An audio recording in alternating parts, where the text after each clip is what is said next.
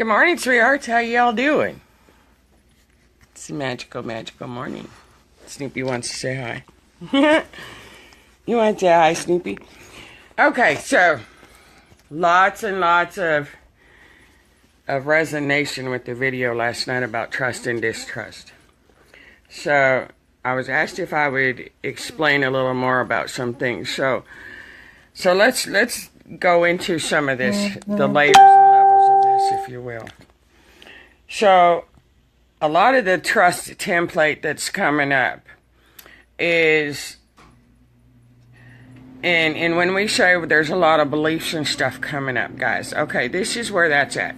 So let's look at the trust and distrust template, if you will. Good morning, sweethearts. I love you guys. So now you're facing beliefs that you don't realize are beliefs. You're facing all these things that were taught to you by your parents. And this is a template, guys. Good morning, sweethearts. Big hugs and blessings. Now, your parents, our parents, taught us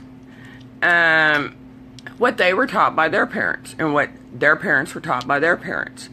So when you look at something like that, when you look at the templates and the layers and the levels within the templates, so now when you look at an expanded view, if you will, sweethearts, of trust and distrust, and literally tie it into all your experiences. So right now, these beliefs that are coming up, these are beliefs that were taught to you. So here's another lens as far as trust and distrust. We trusted our parents. And now we're having to face that distrust template that goes with having the absolute faith and trust in our parents, in what we were taught, because they too believed it to be the truth. Thank you. And Connie sent this to me. No, my brother-in-law got this on their trip on the cruise. On their anniversary cruise in December. That's what it was. And so, you know, our parents taught us, our education, our teachers taught us, and this ties right into trust and distrust and into the age template. And these are the things that are coming up right now. So let's look at the age factors, how it ties into this. So, Snoopy, you need to go, please. I got white pants on. You can't be doing that. You're dirtying up my pants with mud. So we've been taught with a template that at 50 we begin to deteriorate. We're taught by our teachers, by our parents, by our government, everything is restricted to and confined by age. No, come on now, Snoop. Go play. Come on now. Come on. Let's go outside so you'll leave me alone. And now that age is, okay, it's ingrained in us. Toddlers start to walk at 2 years old. They have to be potty trained by 2.5, 3 years old. They have to start kindergarten by a certain age, and their school, when they can go into school, is dictated by, what is it? I think the template is, you have to reach this age by September 10th or something, and then it's cut off. So if you're not a certain age by September 10th, then you can't start school until the next year. So then you're dictated by vaccinations. You're dictated by, okay, puberty begins at this age. You're not an adult until you're 18, that you don't know nothing until you're 18, and then you're responsible. You can't be responsible before you become adult at 18. Then you can't drink and be an adult until you're 21. And so you have a template that is consistently related to trust and distrust in age. You know, you're taught it, you know, the world is told that at 50, that at 65, that's when you retire. At 50, you start going downhill. That, you know, age and trust in everything that we've been taught has dictated our life for us. Well, now we've activated a template, an original blueprint, if you will, that we are ageless, immortal, and eternal. So that is automatically going to create a space of resistance within the human aspect of us. Because everything that your spirit now is showing you is this template of trust and distrust. So how does that play out for the physical aspect? Well, now we can't trust our parents, we can't trust our government, we can't trust our education system, we can't trust our doctors, we can't trust each other, we can't trust our children, we can't trust our partners, we can't trust our bosses. And all of that is coming up right now. And the outside world is dictating that to us because the outside world is crumbling. The dominoes are falling. Everything is dictating that distrust that has been activated within all of us as a collective of a humanity that has to be purged, that has to be released. And with that comes up all of these things that you didn't realize was a pattern of a belief taught or not. And so the human aspect right now, because of Let There Be Light, because we've connected to the new star grid consciousness of the Magdalene and the Christ, those are titles of consciousness. They're not beings. And yes, each one of us are Christed and Magdalened, if you will, because we're awakened and we have ascended. However, to sit there and limit that consciousness to only Jesus, to only Mary, is an error, is a distorted template within our blueprint of our physical vessels. So again, all those beliefs or ingrained and taught things that really are beliefs that we never knew were beliefs is coming up to be presented. And so, Carrie, this is something I need to get through. Carrie, sweetheart, you're not alone. This is a template that is being presented to every human being right now. Every single one of us has to go through it because every single one of us are still in physical form, which means every single one of us still has condensed carbon-based density within us that has to be transmuted. Because your light body is not your flesh. It's not your varicose veins. It's not your fat rolls. It's not your scars. It's not your wrinkles. It's not the bags under your eyes. And, it's not my unruly red-headed curls, And so we are so beautiful, sweethearts. Thank you. And so this is really when we say be gentle with yourself. When we sit here and say pamper yourself. This is the necessity of that. Because the human aspect of us judges, period. And Carrie, I turned 50 and now no interest in anything. Sounds like I'm stuck in the age belief system. Because that's how we're programmed. We're programmed that when we turn 50, you're over the hill. How many of you through the course of your lives, when your parents or your grandparents had turned 50, I'm a natural strawberry blonde shiny, yes. Now I will admit that as I get older, because of all the gray, you can see the gray. As I get more mature in my agelessness, my immortality, I do dye my hair back to its original color. and as far as those beliefs in that, Carrie, I turned 49 years old linear this year. And if you go back through the course of your life, your experience in this lifetime, where you've celebrated your mom or dad turning 50, or your aunt and uncle, or your grandparents, this, that, or the other, right? What do? You go buy black balloons, you go buy shit that says over the hill, da-da-da-da-da-da-da-da. Instead of, now you're in the golden age. So the golden age has been distorted to make us feel like we're ancient, to make us feel like we're old, rather than to make us feel like we're free and immortal and ageless. And so everything is dictated by the trust in the programming and in the beliefs that our parents and everything has given us. And those are all the beliefs that are coming up right now, because they're all tied into trust and distrust. How you look, you step back out of yourselves and out of your stories for a minute, and you observe your life and you observe your friends and everything else, and you look. How many people dread turning 50? Dread turning 60? What have we been dictated to believe? You can't do anything without a social security number. That social security number dictates your life. At 65, we're taught that you can now retire. Now I think it's 68 or something like that. And at 70, so you have a contrast you have to see. So your whole life has been geared to die at the age of 50 and to bury yourself at 65, that you can't do anything. And the second you hit that, Tim, you start thinking about, oh God, 50 years old. Oh man.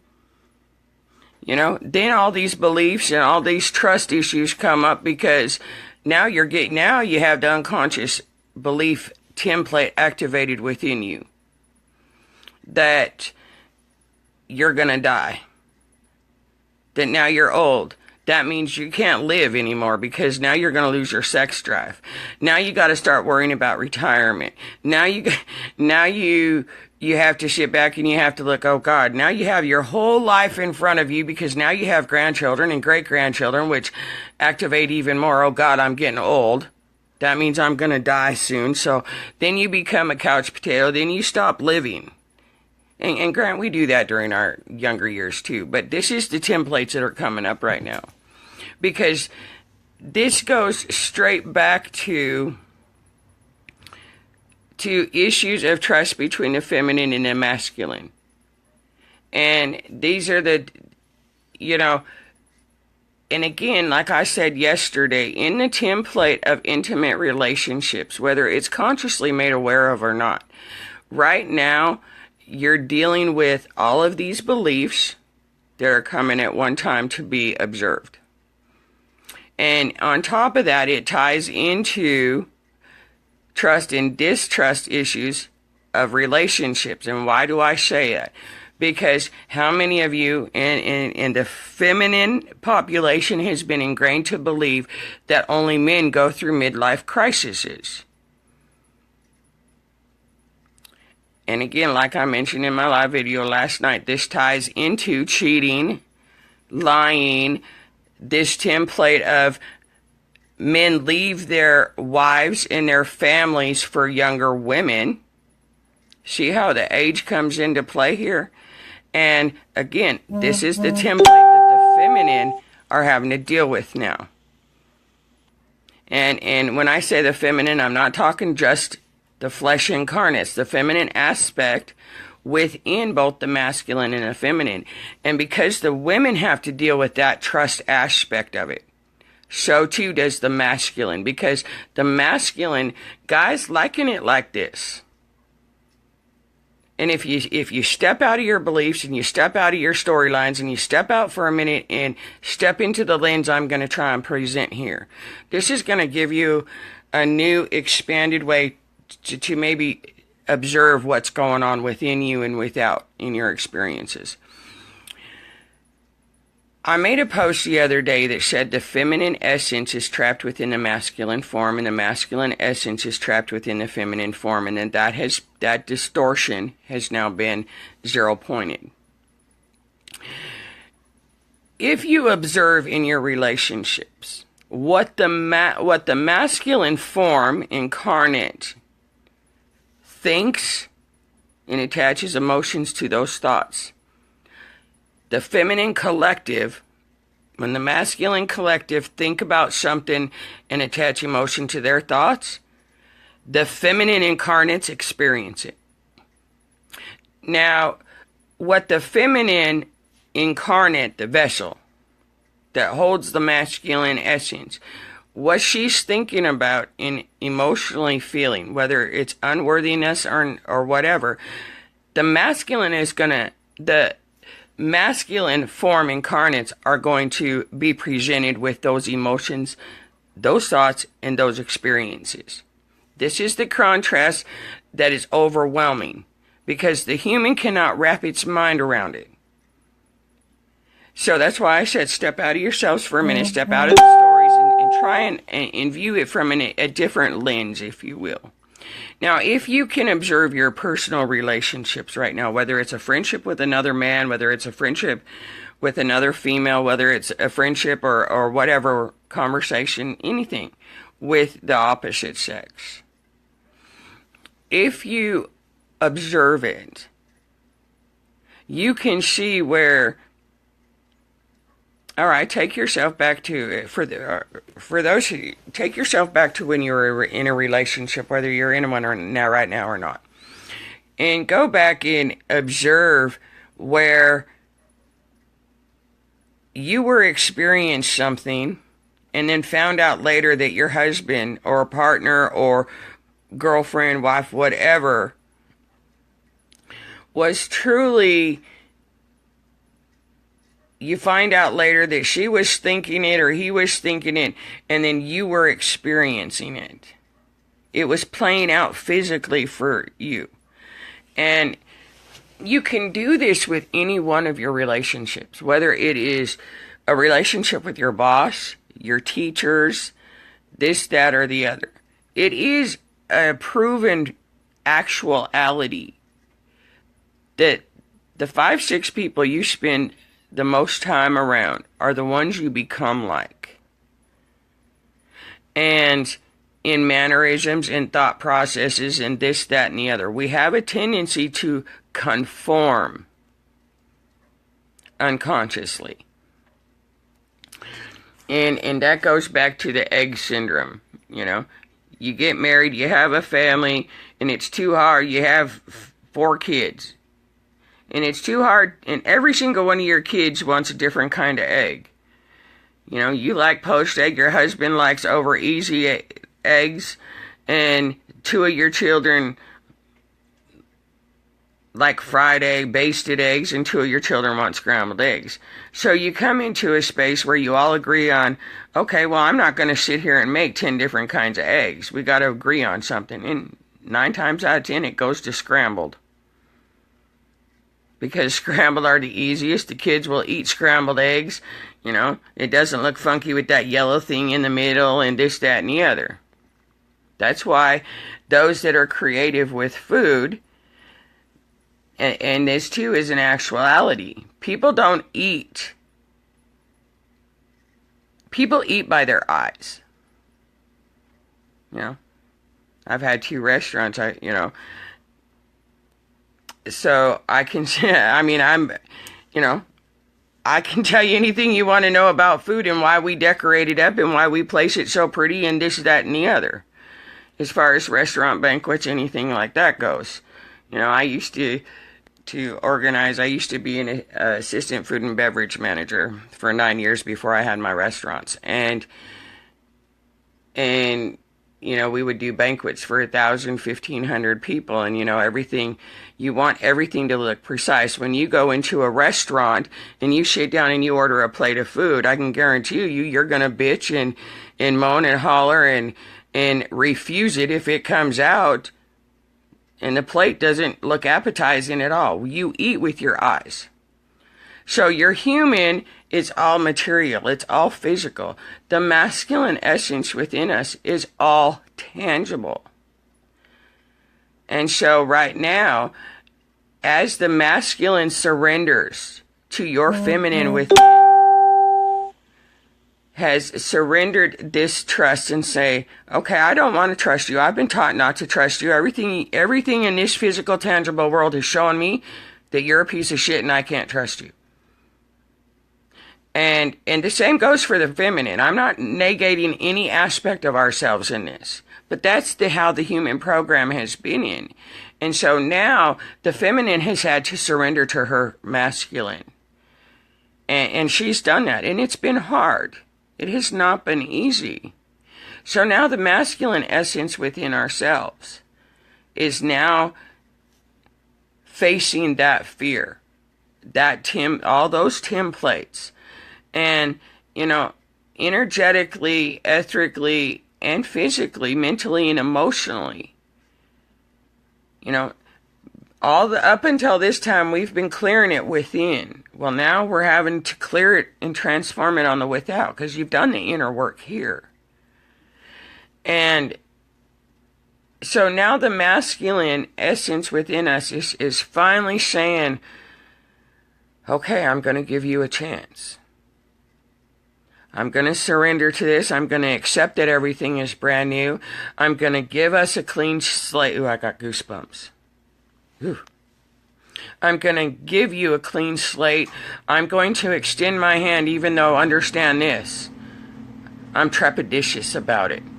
But I'm going to do it. I'm going to get through this. I'm going to hand you my trust again. I'm going to extend my love to you. And I'm going to have absolute faith that we are in a new space, and that the old is the old, and that we're going to begin again. And I know it's not going to be easy. I know we're going to have things we're going to have to do together. I know we're going to have things that we're going to work through, and it's not going to be comfortable all the time, but I am willing. I'm in a space right now. I'm willing to surrender back to you. And so this too applies to the physical. Now, mind you, I'm speaking within us, guys, and each one of us, masculine or feminine, incarnated or not. And so now the physical, now this is where we walk our talk. This is where we have to apply all the wisdom and all the clearing and all the cleanness that we have given and allowed ourselves within. Now we have to apply it to the transformation of the physical outside world. And so, as our masculine surrenders to our feminine within ourselves, that too is bringing us experiences and stuff now in the physical experiences, where in the physical intimate relationships, and when I say intimate, I'm not talking just sexual.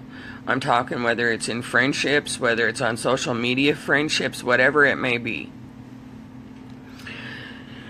This is where the masculine incarnates you're going to find are really going to open their hearts even more to the feminine incarnates. Now, I'm not saying necessarily just in love relationships. I'm saying in every way. This is where now, as the masculine incarnates open their hearts fully and extend that trust, that's where the feminine now has to step up to her plate even again. And this is tough, guys. This is really tough, because this is where the human aspect of the feminine now comes back, not realizing the unconscious programming. Now she wants to sit there and fall back into her old traits and her old patterns, and sit there and say, well, this is because of your ex, and this is because of this, and this is because of that, and I'm not her, and that's not how it's gonna be, and no. This is where the feminine incarnates has to catch her programming, because we have been taught to is that the right word, emasculate? We've been taught to cut off his balls at every given chance. And that is where the template is right now. Between the masculine and feminine essence that we have now and are in the process of zero pointing within. And this is directly tied into beliefs, into age, into all of it. The trust in your parents teaching you the right things, and now you're finding out that was not the case. Your religion's teaching you the right thing, now you're finding out that that wasn't the case, and it is triggering every bit of distrust in every aspect, in every molecule, in every way right now. And it's going to, because the masculine essence within yourself has finally chosen to surrender to the new template. I hope that makes sense. And it is overwhelming, guys. And because all of these distortions are coming up right now. And again, this ties back into Atlantis and into Lemuria, because the two are intimately connected. Lemuria was the matriarchal era where the feminine, and again, these are those templates coming up, where the feminine made the males in the masculine into whores, into prostitutes, into sex slaves. This is the template of the dominatrix era, the abuse of power and control by the feminine. And it's also tied directly into Atlantis, the Anunnaki aspect of us that mutated our DNA, the Isis and Osiris aspect of us that distorted the aspect of idol and worshipship and separation. And these are all of those templates, because Atlantis was the patriarchal era, Lemuria was the matriarchal era. You know, women desecrated the men, and the masculine desecrated the feminine. And these are the templates of trust and distrust that are coming up to play right now. And so, all of it, because the feminine aspect of ourselves had to surrender first. And then the masculine, the king, steps up to meet his queen. And so, with everything being brand new, say last week, last month, whatever, you're the one the feminine has been reaching out. The feminine has been the one that has subtly, not so subtly, whatever it may be, has been reaching out to her masculine, and it seems like she's still being rejected. Now you're going to find, because we're in a new sector of space, it does not matter if you reached out before. The feminine, now again, the feminine does it first. And so the feminine has to step up to the plate once again first, because we're in a new sector of space. And this ties into the second to the last video I did the other day, the one before last night, I believe it is, where I sat there and I was talking about how you went to bed in one reality and woke up in another sector of space and time. And again, so everything last week and before is of the old. You know, from the second we disconnected fully from that time and space star grid and connected fully to a new consciousness star grid of the Christ of Magdalene unified consciousness. So now you're going to have to clear those templates as well. And that's a beautiful thing, guys, because everything is brand new. And so every thought, every issue that puts you in a limited space of age, of this, of that, or another, is really presenting itself right now as beliefs. Mustang, you say, I heard Atlantis will re-emerge. Well, if you observe, it already has been.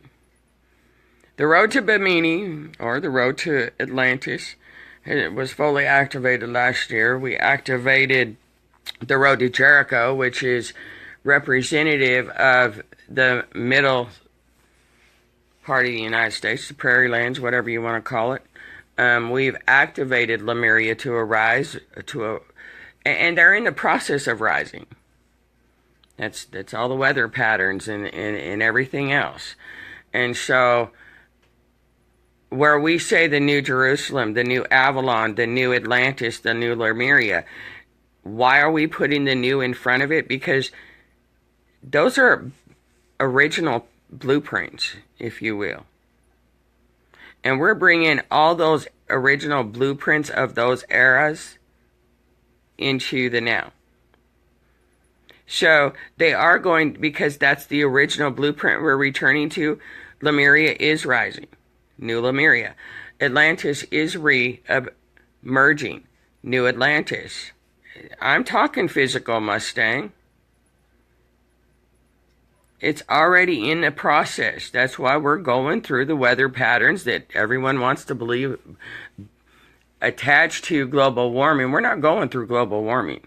They can, again, you guys want the truth to anything. Look at the contrast. If they're telling you it's global warming, you can rest assured it's global cooling. They tell you black, you can rest assured the truth is white. That saying the truth is often disguised as a lie. Very true, because you've been in an inversion programming.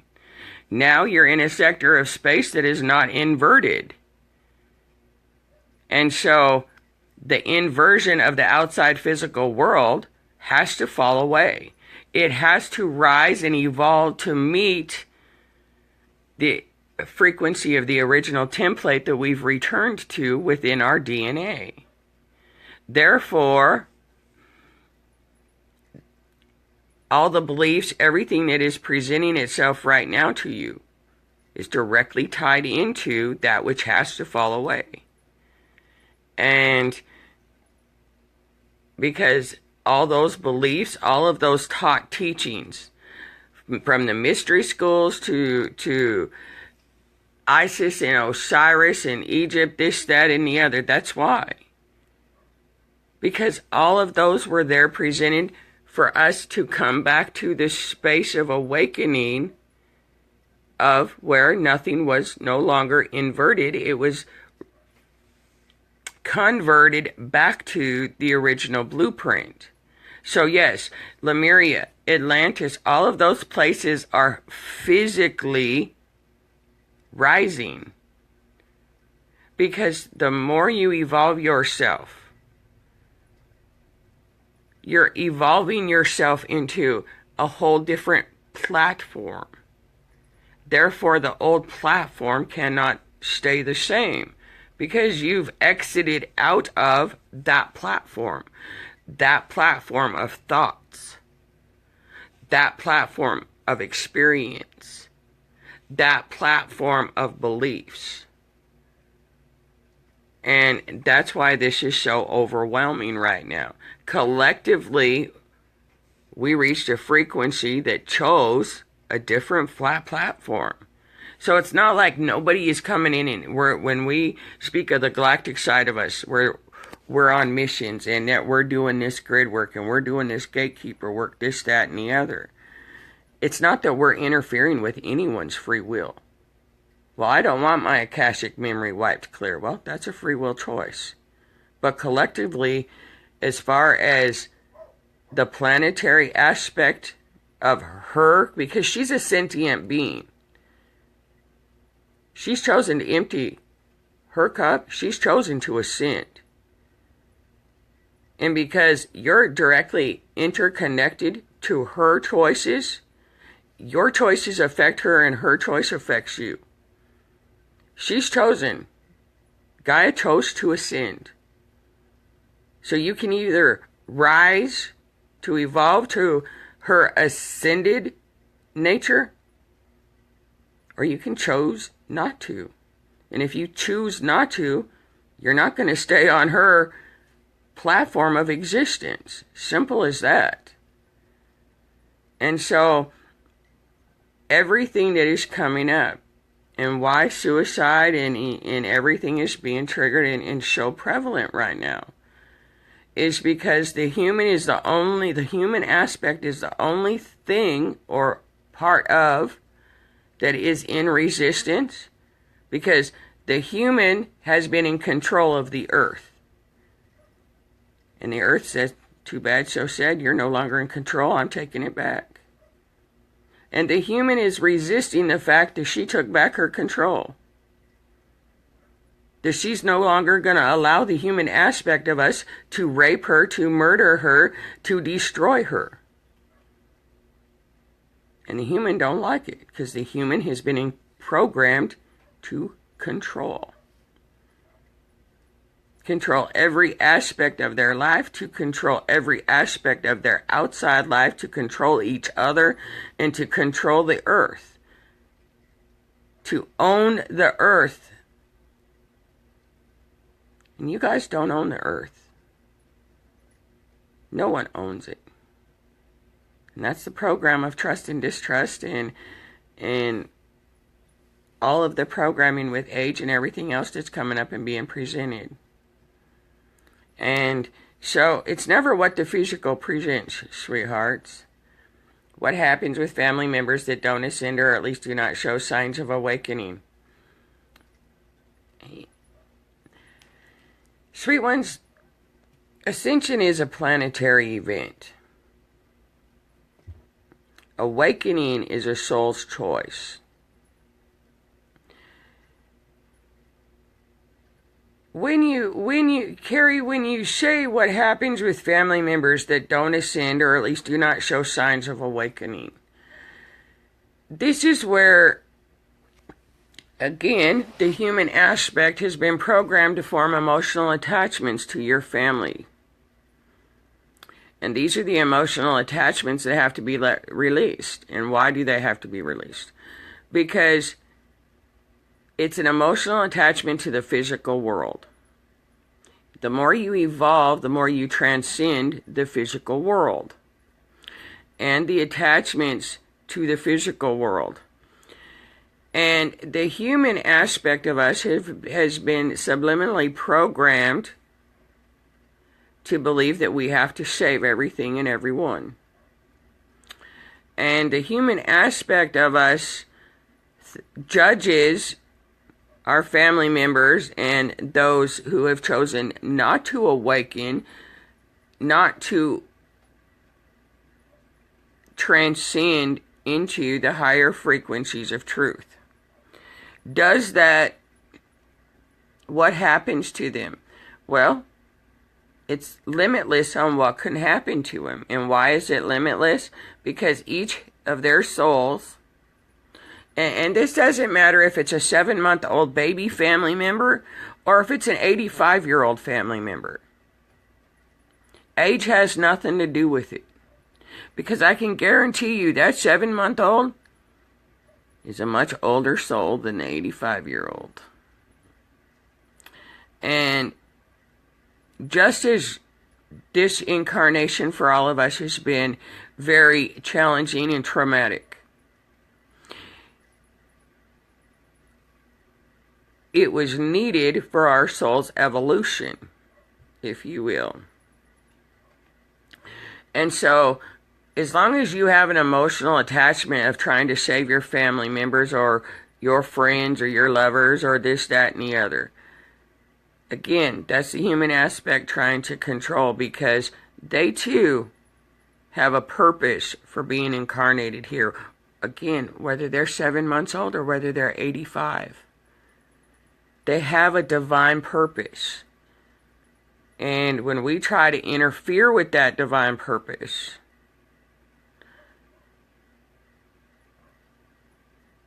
that's because there's an emotional attachment there. We are unwilling, the human aspect is unwilling to see beyond the earthly emotional attachment. And again, this is something that is very prevalent in the spiritual communities, and that has been distorted. And look at that, I never did put my mascara on. I see that now. And that's not a judgment. This is an observation. I accept everybody for where they're at, but I also see through it. In a higher frequency you rise to, you learn, everything becomes transparent. You can be laying in bed and your husband or your boyfriend can be sleeping. You can be laying there wide awake and you can hear every one of his thoughts. I can sit here and go into a guidance session. And so can you guys. I can sit here and go into a guidance session. And somebody can ask me a question and I'll respond. And then I sit here and I hear every thought that plays in their mind. And then they turn around and say something else, and yet I can hear that what they truly wanted to say, they didn't say. And again, this is Stephen, what's sad about it? Why is it sad? Guys, these are the beliefs and the thoughts. Stephen, I'm gonna read what you wrote here, sweetheart. It's sad that they don't see the light, but it will not dull my shine. Why is it sad?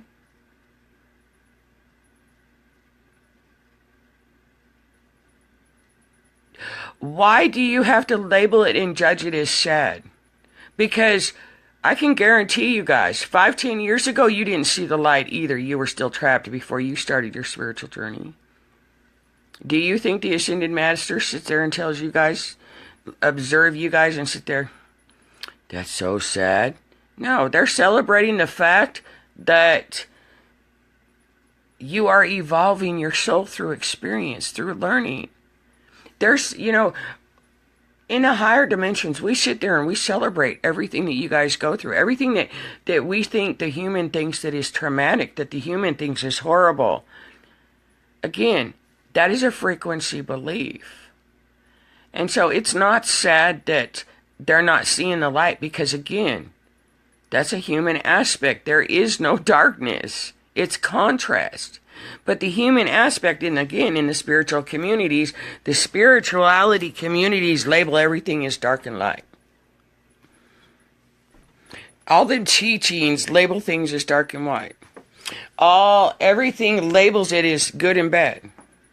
And why is it sad or bad or wrong that somebody's not believing you or not at your frequency? Why is it sad that they don't see the light? Was it sad when you didn't see the light? Is it happy now that you see the light? See, there's great beauty in what you label darkness, guys. Because had you not seen the darkness, you certainly would not see the light. So celebrate these that are unawakened. Celebrate these 7+ billion souls or aspects of ourselves that have chosen the courage and the tenacity to continue going through and evolving their soul. Because by their doing that, they're allowing those other lower aspects of ourselves to evolve as well. They're transforming the physical plane of existence just as much as those of us who have chosen to ascend this cycle and awaken.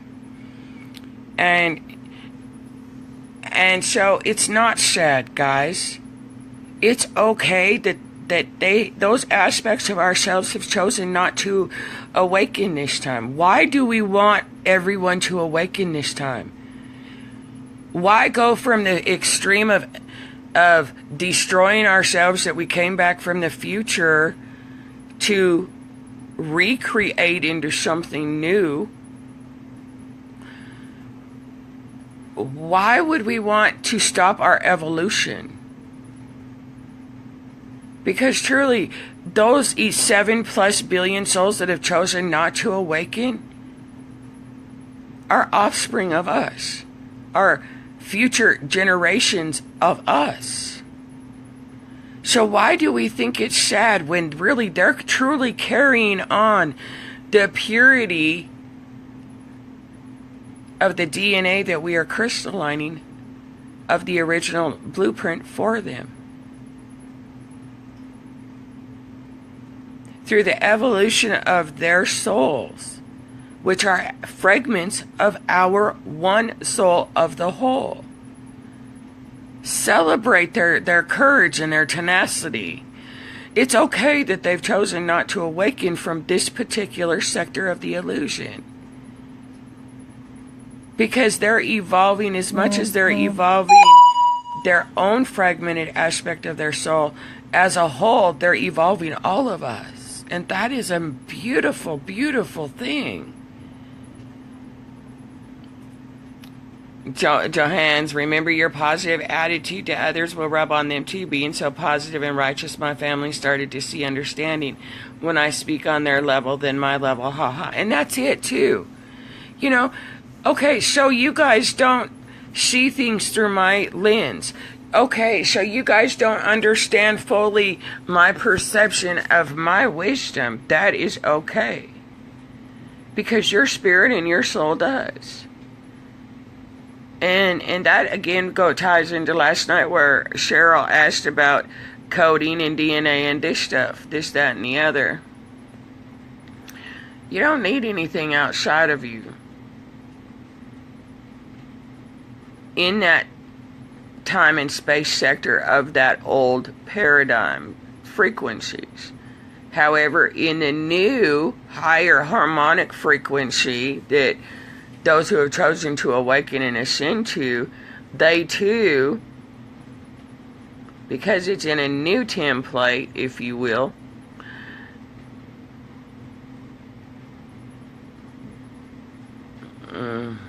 what word do I want to use here?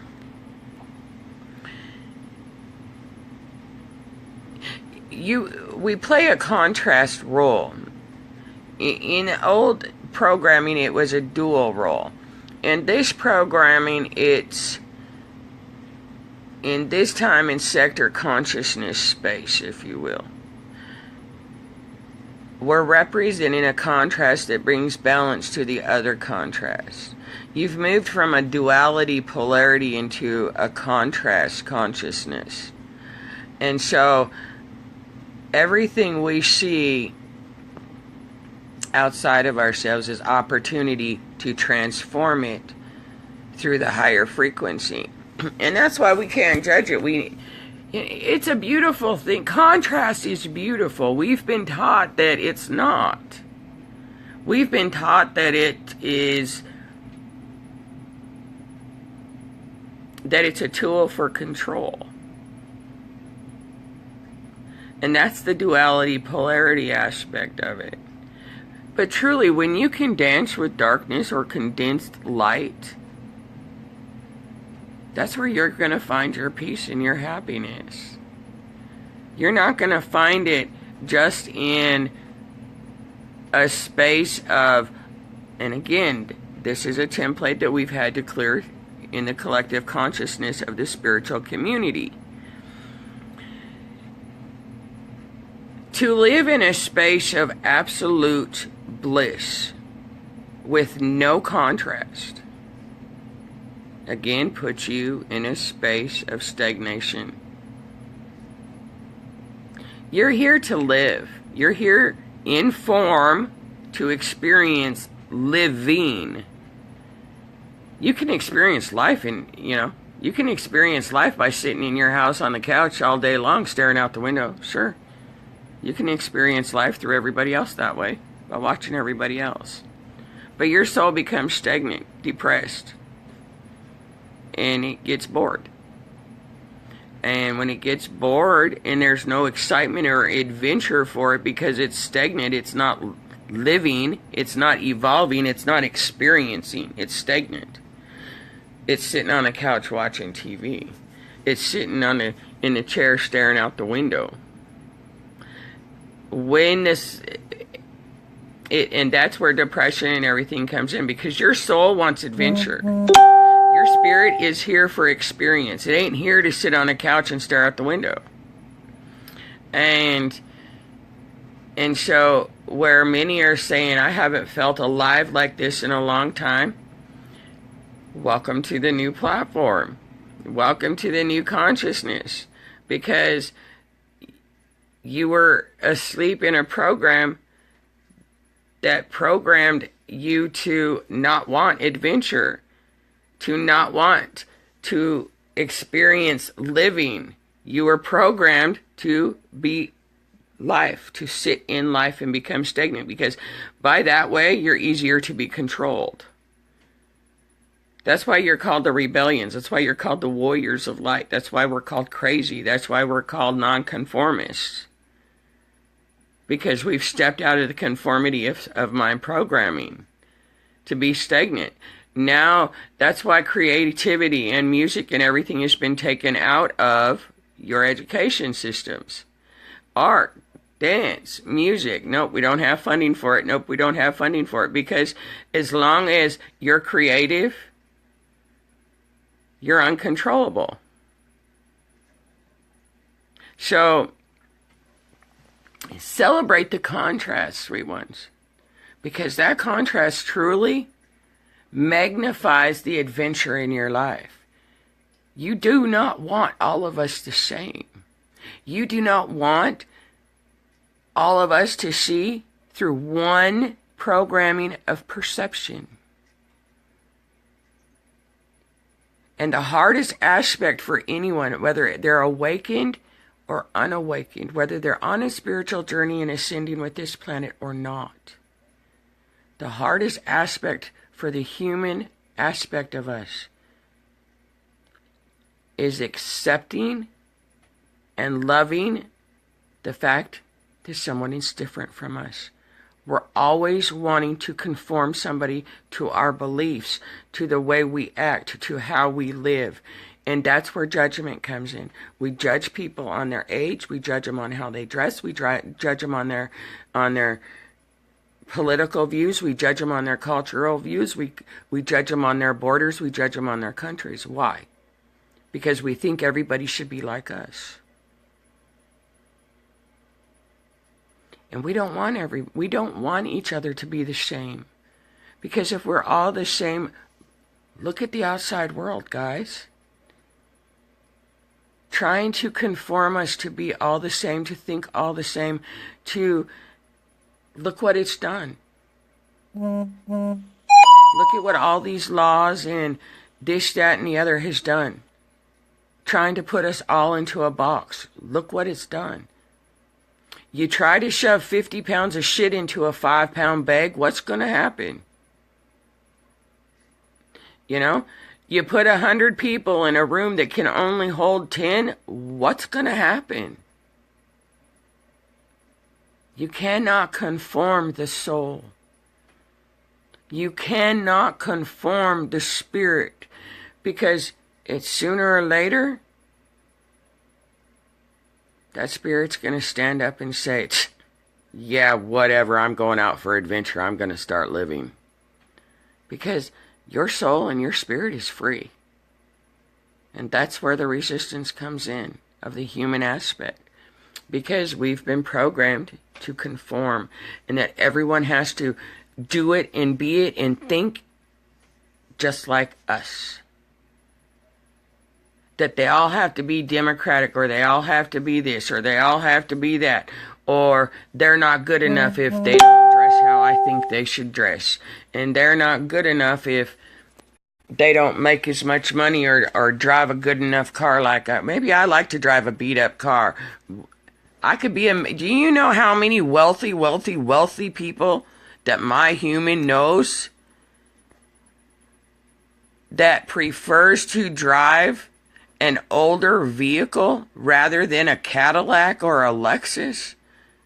It's only the human aspect of us that do not experience wealth in that way, that sits there and buys expensive cars to make ourselves feel more compatible. That buys expensive clothes and expensive makeup and expensive this and expensive that. Because we've been taught to keep up with the Joneses. We've been taught. So yes, you may like a Cadillac or a Lexus or this or that, but I guarantee you, if you take away the template of belief, of money, of wealth, of stature, you're going to find that that Cadillac, probably, it may look good on the outside and it may have those electric windows and those leather seats inside, but I can guarantee you, that 1969 Mustang from way back when probably runs a hell of a lot better and will last a hell of a lot longer than that pretty little shiny Cadillac plastic doors that you're driving around today. I mean, you know, and that's the beauty of it, though. As much as it sounds like I'm judging, I'm really not. That is the beauty of us. Because John likes a Cadillac, but Marlene, she likes that Dodge Charger. And Linda, she likes that 1969 Mustang, cherry red with a little bit black leather interior, And so, just like Johan said, we all have different mind and different levels of understanding and creativity, but awaken, we just get the knowledge. And absolutely, and the beauty is we can apply that beauty, that knowledge, that wisdom, and turn those so-called differences into creative masterpieces with each other. The hardest aspect for us is acceptance. Acceptance of the differences. Acceptance of the differences of perceptions. Rather than judge it as we've been ingrained to believe and to be taught. The journey in the higher in frequency we evolve to, we embrace each other's uniqueness. We celebrate the difference of opinions. We celebrate the unique creativity that we all have to offer, because when we come into unity, so Johannes maybe plays the banjo. Well, me, I don't play an instrument, but I know how to belly dance. So hey, Johannes, why don't we get together? Don't have to have a plan. Kelly, why don't you come in and join us since you can play the drums? And Phoenix, you're really good at singing. Why don't you join us? Dorothy, hey, you're pretty good with lights. Why don't you man the lights for us? And hey, Mel, you're really good at those flyers. Why don't you? You're really good at promoting us. That's your gift, so why don't you come in and join us? And say, hey, Jen, you have a knack for keeping the babies quiet, so why don't you join us and help us in that aspect? And hey, Lavelle, you're pretty good at that cooking. Why don't you come in and provide snacks for us? Hey, Amun, you're pretty good at this. Why don't you join us? Hey, Sarah, you're looking pretty good. Why don't you come and you and Scott over there, why don't you guys be our spokesperson for us? Hey, Ellen, I hear you play the violin. You think you want to join us? That's unity. That's community. That is celebrating each other's uniqueness. That's not saying, hey, come in here. Oh, here's a piece of sheet music. You guys have to do it exactly like this. Because I say so, I'm the conductor. And, it's like, hey, guys, let's gather and celebrate our uniqueness. Bring a piece of your sheet music. Bring a piece of your art. Hey, Cassie, why don't you bring that easel down here? Let's set up a celebration. And that's the beauty of us.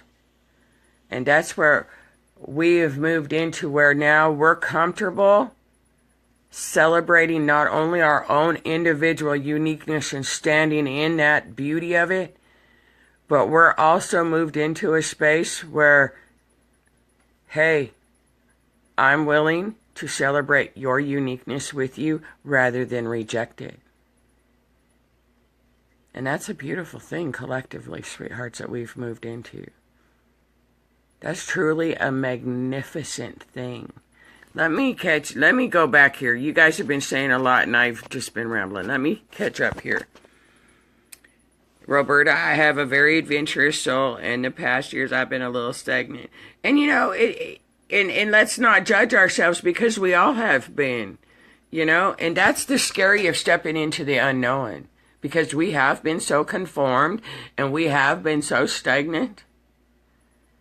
That's the greatest fear that each one of us, every part of our journey and our evolutionary process is, and that's the 1,000 and million deaths that we die consistently. Because every fear that we face, that we walk through, we have just died a death. We have just died and let a little piece of the conformity go. And we've come alive. Well, right now, we have chosen, not only individually, but also collectively, we've chosen to stop dying, guys. We're done with dying. We've shedded all that we can shed. Of course, the human aspect, we're still shedding it. But as far as the etheric and the energy within, we're done dying. Now we're going to start flying. We're going to start adventuring. We're going to start traveling. We're going to start living. You know, now we come into this space where we fully know that our breath is the miracle of eternal life. And that living is the golden key to eternal life. Because only when we're living and we're adventurous and we're moving and we're creative and, you know, music and dance and art, that's when we come alive. And those are the stuff that has been shut down in us. How many of you, when you were younger, I want to grow up to be a dancer or a painter or write a writer or this, that, and how many of you guys shut down? Well, you can't make a living at that. How are you going to support your family? I mean, you know, and so, but the beauty of it, guys, is as much as we're clearing those beliefs within us, we're clearing it in all of our ancestry, all of our generational ancestry, but we're also clearing it for seven full generation templates ahead of us, if you will. Older cars were made much better. Yep, they were. Okay, let me catch up. It's all material BS. Who wants to work to pay for a house that you are never in because you are working in? And again, Phoenix, those are some more beliefs that are just coming up to be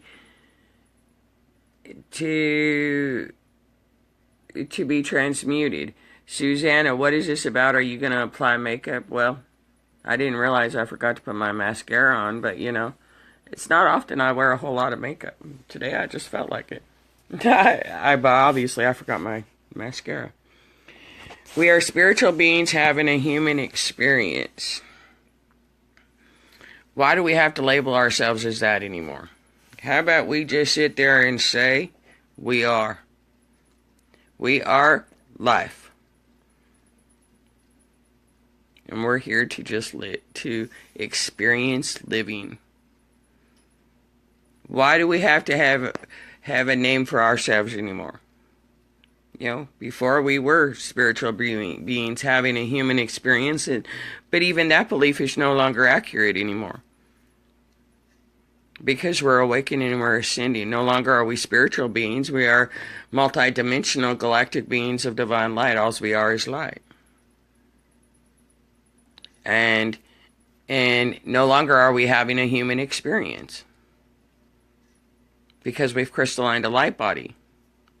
Never before have we ever been or done anything. That's why it's all new.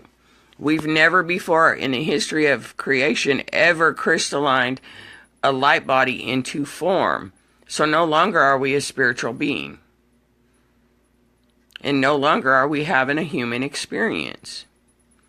Because now we're having a rainbow hue experience. Now we're having a diamond hue experience.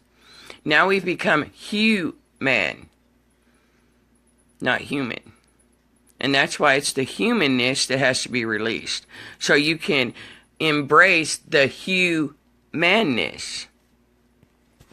I hope that makes sense. All of us to keep us in a loop. Yep, and we're coming out of that.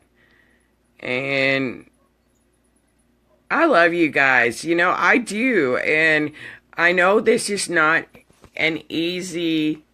Stephen, we like your ramblings. Well, thank you.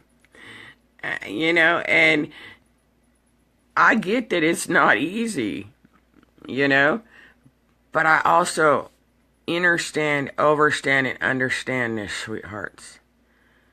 It may not to the human aspect seem easy, but by the power of the Christ within me, I can tell you it is worth it. It is so worth it. Because the more that ooh, look at, I got goosebumps. Ooh. The more we get through this, the more we truly celebrate each other. And there's no greater feeling within us than when we get those aha moments that it's okay to be unique, and that you're accepted, and that you're loved, and that you're no longer rejected, denied, and abandoned because of your uniqueness.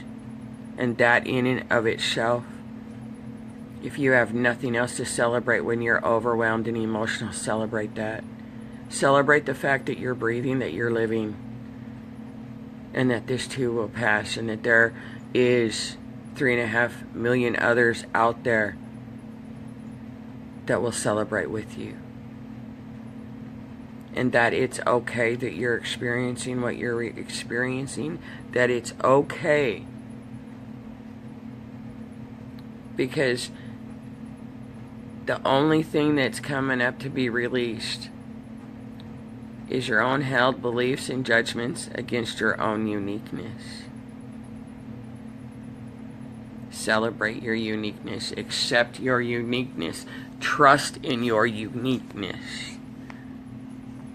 And celebrate that uniqueness, because when you can accept that you're different, when you can accept that you're crazy, when you can accept that you're the black sheep, when you can accept all of those very things that you have been chastised by your education, your government, your families, the outside world, your friends, everything. When you can accept everything that everybody has taught you to dislike about yourself, truly it's just the uniqueness of you.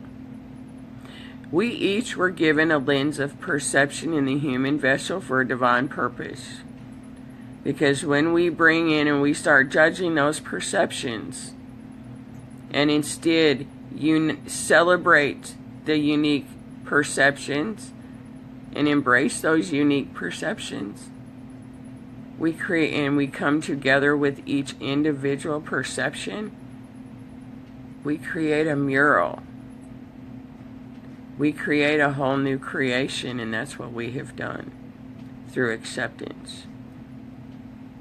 And that's a beautiful thing. Truly, the human aspect cannot wrap its mind around the beauty of pain.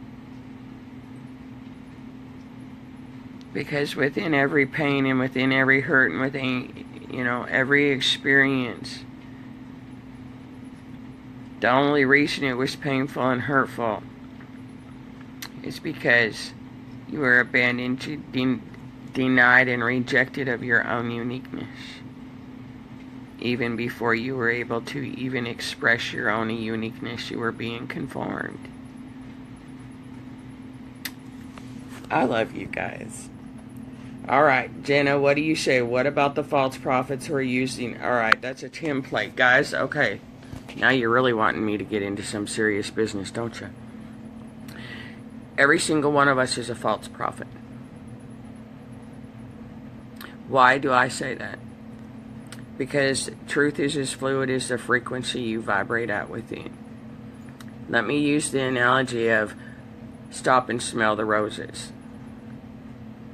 Okay, so you have somebody who's unawakened. When they hear stop and smell the roses, to them, let's just say that stop and smell the roses to the unawakened mean, oh, well, you just stop and smell the pretty flower and then go about your day. Okay, so somebody who's just started their spiritual journey, they've come into a newer frequency, and so a little deeper clarity and a little deeper truth comes in to that statement of stop and smell the roses. Well, now this person on this frequency now is at a space where, oh wow, I just got a little bit deeper meaning to that quote, stop and smell the roses. Now I understand that stop and smell the roses means to really stop and really smell the scent of the roses, to really stop and slow down for a minute and smell the scent of that rose and then go about my day. So then you evolve yourself to a little higher frequency, and now all of a sudden you're at a space of, whoa, stop and smell the roses doesn't mean that at all. It means something way deeper, doesn't it? It really means, you got to enjoy life. You need to slow down a little bit and really truly enjoy not only the scent and the flower itself, but now the colors and wow, life, now that's telling me to slow down and enjoy life, not to let life pass me by. And then you evolve yourself to a little higher frequency.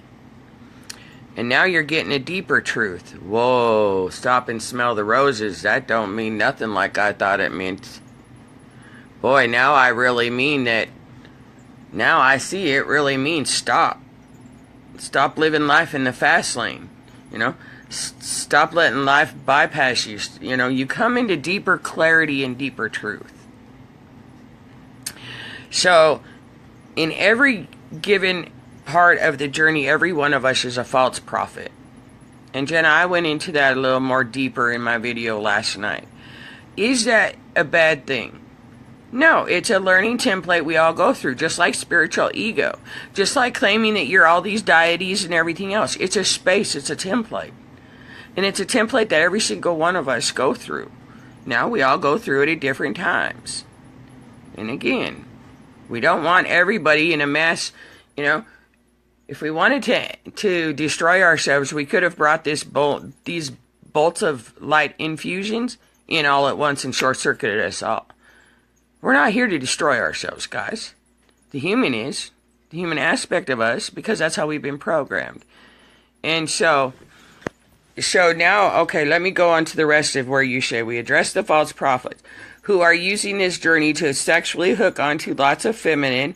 And I know there are the same with the feminine doing this to the masculine, but the drain people and command people do things, which is removal of free will. Now again, Jenna, that's a belief. That's a belief of the teachings that we needed in order to come to this space of awakening that we were in, and now all those beliefs have to go. So when you sit there, again, in every given moment, guys, you're experiencing your own energy.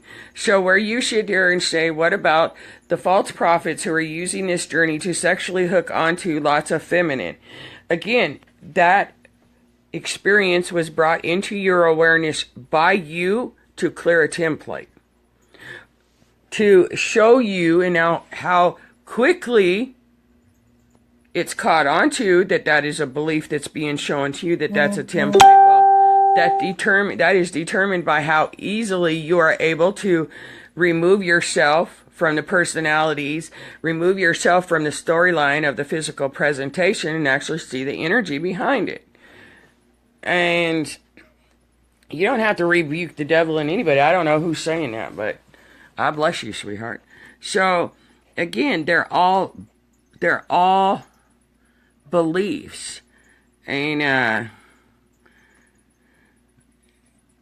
the archangel gave me a foresign. You guys are going by here so fast. Robert Isom, I rebuke you you devil in the name of Jesus. I bless you, sweetheart, because Robert Isom, the devil is a belief. The devil is your own ego, and you just showed that to yourself. So, you know, I love you all. I bless you all. And so, Robert, you can't rebuke somebody who has already embodied the Christ and Magdalene consciousness, sweetheart. So the power of the Christ I hold within me, Robert, I bless you. And I send you a whole lot of loving energy to where you can see your own programming, sweetheart. So let's dance, Robert. If you think I'm the devil, I'm a pretty gosh darn sexy one, and I'm a very beautiful devil. So let's dance, sweetheart. Let's make love. And we'll see just who gets rebuked, because you don't need to rebuke anybody. You know? And that's the beauty of us, guys. We don't have to rebuke anyone. We don't have to reject anybody. Because, Robert, even though you see me as the devil, sweetheart, I see the angelic soul that you are. And so too shall you see it, when your soul's ready for you to see it. So, you know, guys, Derek Saxon, that's not nice. What's not nice, sweetheart? What I said or what Robert said? And, you know, why do we have to attach judgment of nice, good, bad, right, wrong, Satan, devil, God, Jesus, whatever? Again, guys, why do we have to apply labels? You know, you may not agree with what I say, and I might not agree with what Robert says. But does that make Robert wrong or me wrong? No. It means Robert's on his own level of frequency and understanding, and then I'm on a whole nother frequency and understanding. So, you know, what may not seem nice by what Robert or I say, I love you, Derek. Big hug, sweetheart. You know, it may not seem nice, but it's not wrong, nor is it right. It just is. You know, to the human aspect that's unawakened, they live in anger, they live in bitterness, they live in that programming. And you know, the human aspect of us has been taught to judge, has been taught to reject, has been, because they don't understand or see things the same way. Oh, I don't look at it as an attack, Derek. I look at it as somebody that is still in that space of evolving their soul. And again, guys, I'm not being attacked by Robert. You know, that again is a belief and a thought form of that we've been taught in the spiritual communities. Run away from the dark. If somebody don't agree with you, or they try to rebuke you, or they're not on the same level of understanding as you are, that, you know, that it's an attack. And again, even Robert is showing me an aspect of my own energy that at some point in time I put out, whether it was this lifetime or another lifetime. So I embrace it, you know. It's about what's wanted and what's not wanted. And that's true, but to get what you want, you have to embrace what's not wanted. I can't run from what's not wanted. Do I want to sit there and be called the devil? Do I want this, that, or the other? No. But you know, I can remember before I was awakened, before I walked into this vessel, before it was awakened, you know, I can remember back when she used to say the same thing. I can remember the beginning of my journey. There was a lady called, her name was Patricia Keene. And she used to sit there and tell me that all the time. I rebuke you in the name of Jesus Christ. You know, why do you have to rebuke me just because you disagree with me? You know, really, you're only rebuking yourself. So when you reject any aspect of yourself that is outside of yourself, and you sit there and say, I rebuke you in the name of Christ, you're only rebuking yourself. And then you put yourself in a space of spiraling. I can't tell you how many people have blocked me, have unfriended me, this, that, and the other. And how many of them through the course of 5 years has come back to me saying, I'm oh so sorry, I've come into the awareness. And I just sit there and embrace them, and they're like, you're not upset with me? Well, no, why would I be upset with you? Well, because I said a lot of horrible things to you. Well, no, really, you said them to yourself. I just held space for you. I mean, yeah, absolutely, Derek, people use rebuke as a weapon in the church. And you know, that's the beauty of us, guys. We're not here to sit there and go to these preachers, these churches. We're not here to go out and sit there and say, hey, I'm a warrior of light. I'm here to tell you you're wrong. That's not what we do. Warriors of light are peace. We don't sit there and go shoving our Excalibur swords of light into people's faces, telling them you're promoting sin, that you're wrong, you're this. And I love you guys. And that's the beauty of us, guys. And the more that we celebrate our uniqueness, the more we allow each other to have their own frequencies, their own vibrations, their own beliefs, their own thought forms. Sure, we're here, and we can sit there and say, instead of saying you're wrong, or that's incorrect, or you're correct, or you're this, or you're that, if we can sit there and embrace each other and say, Okay, may I show you another lens, maybe? Or, okay, well, how about we look at it from this aspect? And this is where brainstorming goes in for people that work in spaces of projects, project planning. You see a lot of this in humanitarian. Am I high, Misty? No, I'm not high at all. Should I be? I'm high on life. I'm high on love. But so I'm not sure what you mean when you ask me, am I high? I'm assuming you're referring to drugs. And no, I'm not. I wish I was smoking my cigarette right now, but no, I'm not high. And Derek, because when you speak on awareness, you speak from a place of confidence and knowing as if it were everyday language. And to some people, Derek, I could just kiss you right now.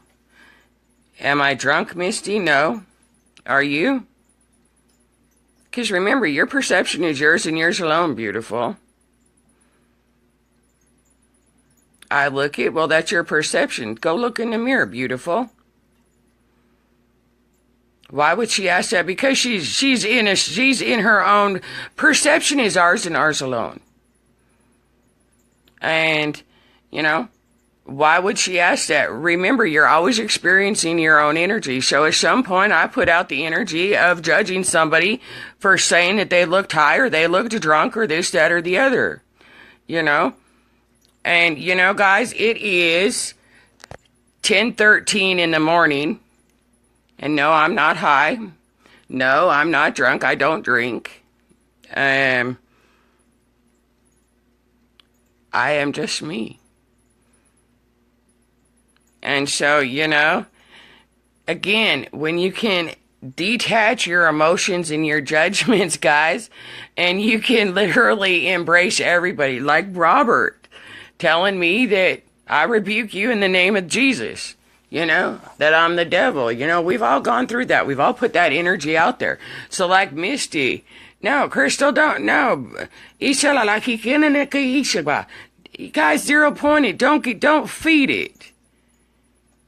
You know, where you sit there and say Misty is miserable. No, she's not miserable. She's absolutely beautiful. Because remember, I'm always experiencing my own energy, however it may be presented. So at some point in time, Misty would not be in my presence on this video telling me I look high or I look drunk if I had not put that judgmental energy out there on somebody else at some point in my life experience. Simple as that, guys.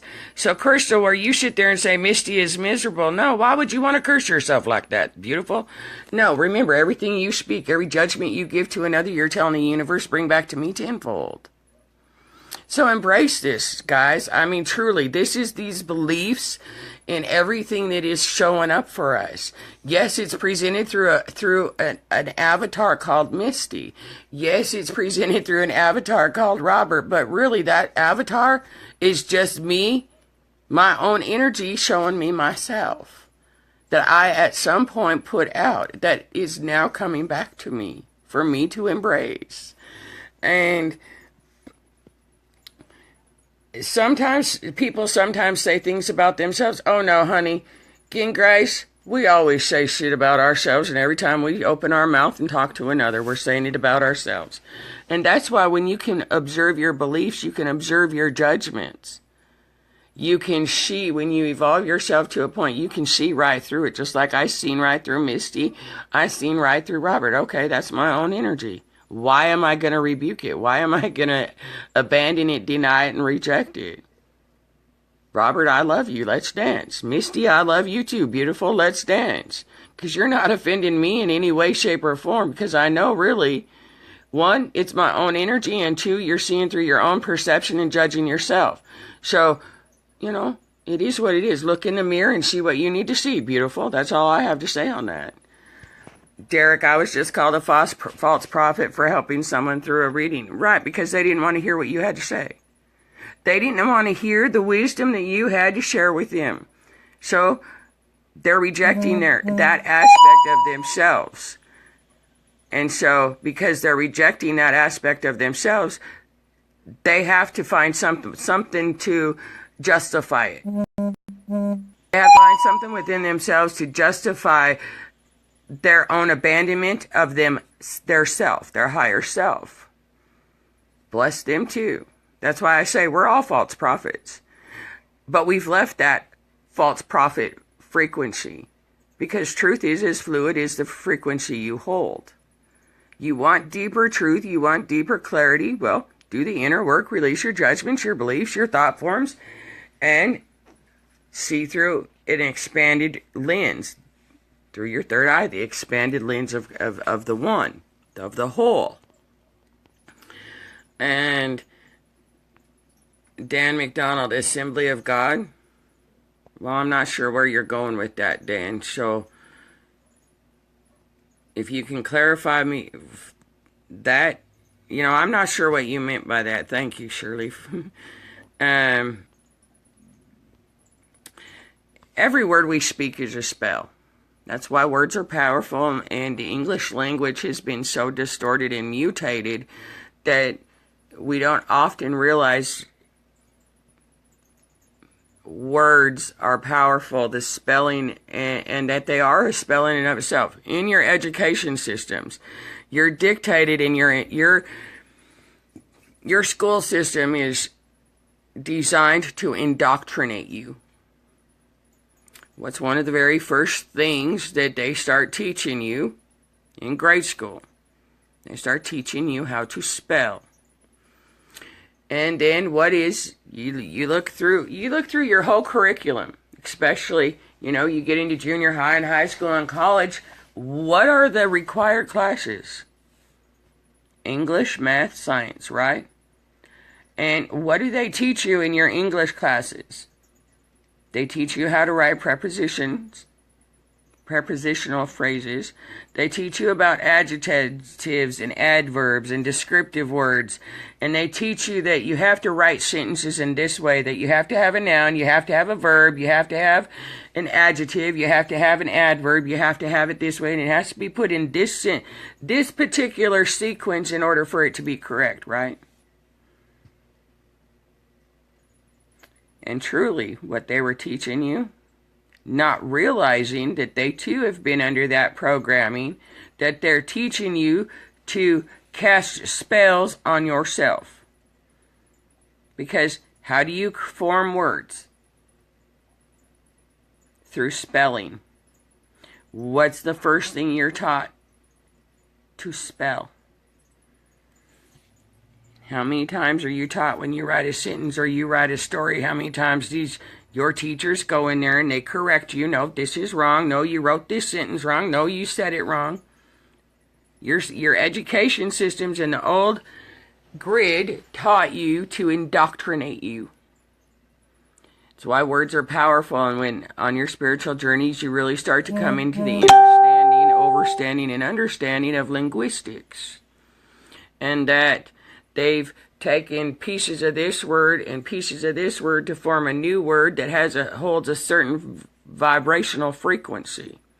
They've taken the word occult and they've shortened it down to cult, which gave it a whole different frequency.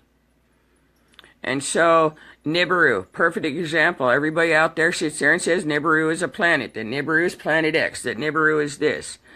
And all of them are false. All of them are not actuality of truth. Because Nibiru in and of itself was created, the word Nibiru was created to instill fear into humanity. Because Nibiru are three total different words. With three total different frequencies, three total different vibrations. And they put it all together as one and completely changed the frequency vibration to be one of fear. Oh, thank you, Derek. I do. I really do care. I understand, overstand, and understand how challenging the physical, human aspect of us is to overcome. I understand the programming at such a deep level. And, when I came into that understanding and that awareness, I'd be lying to you if I sat there and said that I accepted it as gracefully as I can now. I resisted it. I rejected it. I screamed at it. I would not believe it. I mean, I spent 40 days and 40 nights in the mountains with Jesus and Archangel Azrael and Archangel Uriel. And I called them every name in the book. I sat there one minute, I would calm myself down and I would hear them, I would understand them, and then the next time saying, fuck you, no, I'm hallucinating, you're not real, this is not real. I mean, I had that battle, guys. And the first 2 years of my journey, I had never heard the words enlightenment, awakening, ascension at all. Jesus not once, when him and the angels came to me, not once ever used those words with me. It wasn't until I got connected to the spiritual communities on Facebook where all those words and ideas started coming to me. And trust me, anybody who knew me in the first 3 years of my journey, they can tell you I resisted them. I called them out. I sat there and I argued with them. And then I got to the point where I'm done arguing with you guys. You'll come into the truth of it, when you're ready to. You'll come into the understanding of what I've been given when you're ready to, so I'm done arguing with you. And again, it's something we all go through. And it's something we learn to accept rather than embrace, and accept and embrace it rather than reject it. I get how hard this journey has been. And, there's a lot, and again, this is an observance, not a judgment on my part. But you got a lot of light workers out there that charge a whole lot of money for a whole lot of understanding, to help you understand what's going on with you because the human mind don't. And I can speak for probably the majority when I say this. I don't know about any of you, but I'm pretty sure I can, again, speak for all of us. But I can't go spend $70 on a softback book to get codes, to get the gift of that person's unique wisdom. I am not in a position in the physical human aspect where I can go spend $300 and $400 to get an activation, or to get a channeling, or to get a so-called healing, or this, that, and the other. And I'm not judging it. I'm just saying the majority of the light workers are in a specific divine purpose situation where they are not have that kind of free-flowing money. And now there's many that will sit there and say, well, that's part of our journey of learning energy exchange. That's part of learning how to give and receive this, that, and the other. But that's to help us come out of our template of lack and struggle. But I can guarantee you, there's a purpose why we are in the positions that we are in, and that is to change the beliefs and the energy that is attached to currency, money, lack, and struggle. And it is to show us how to fully surrender to spirit that we are always going to be provided for.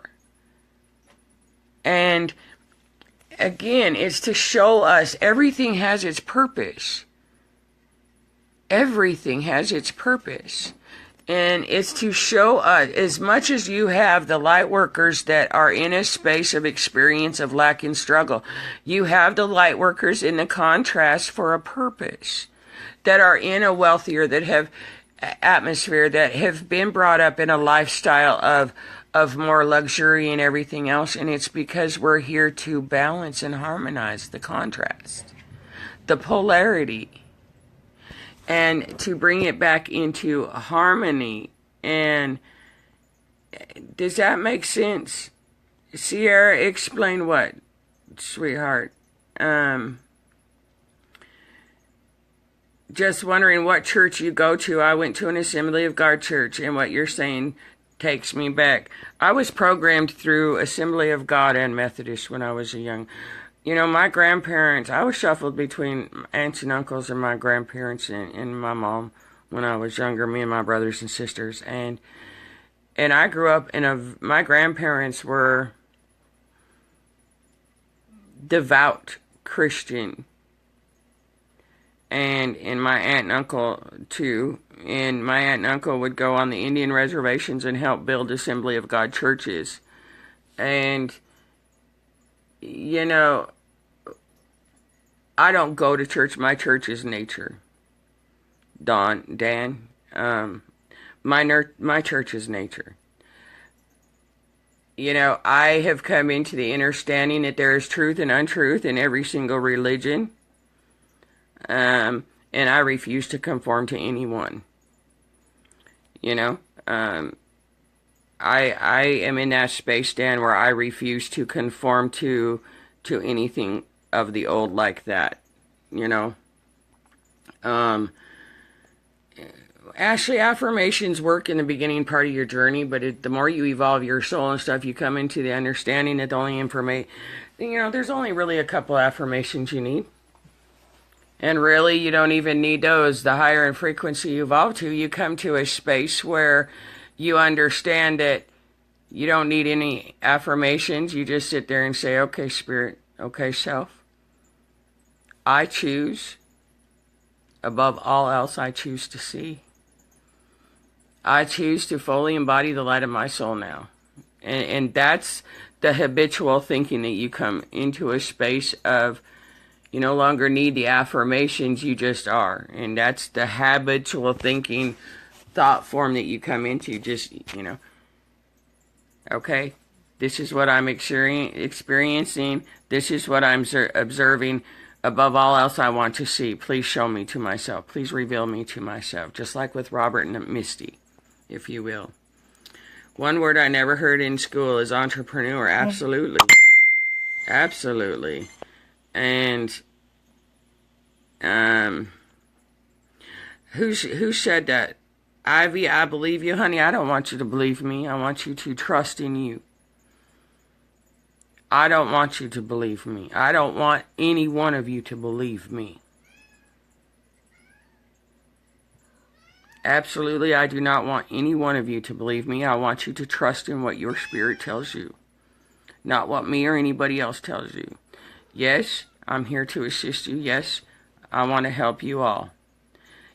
But I want to help you not to trust in me, not to have you have faith in me, not to follow me, not to worship me, not to hang on to every word I say. I want to assist you to come into the space of trusting you and only you.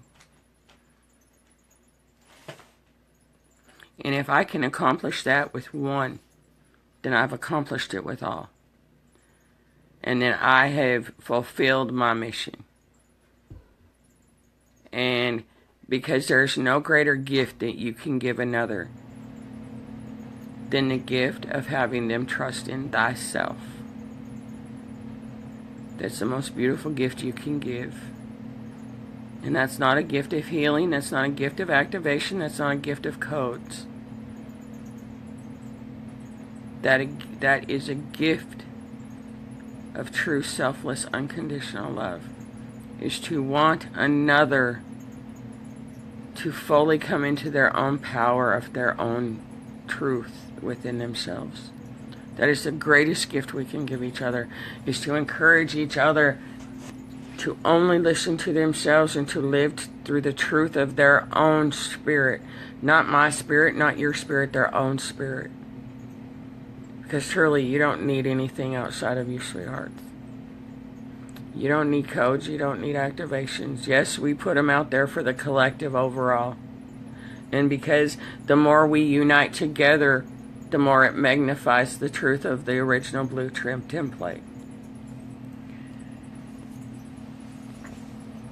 And the most beautiful thing is truly, I purposely need that couch. I don't have a couch. I have 2 beds, sweetheart. Ian, I have 2 beds. I don't have a couch. Not in here anyways. And Dorothy, daughter of an atheist and agnostic, and there's truth in that too. There's truth and untruth in that too. And Dorothy, I think it was you who mentioned, I seen a comment that said something about your daughter being a narcissist. Beautiful. I would look in the mirror and I would ask yourself to reveal to you the narcissistic template within you.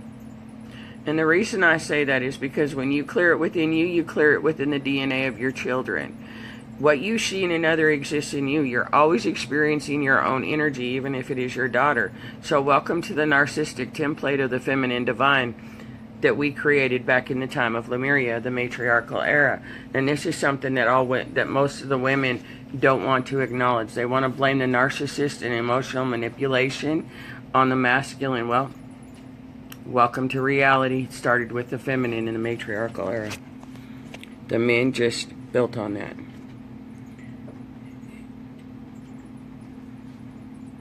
Let's see, it's the couch for sale. There is no couch.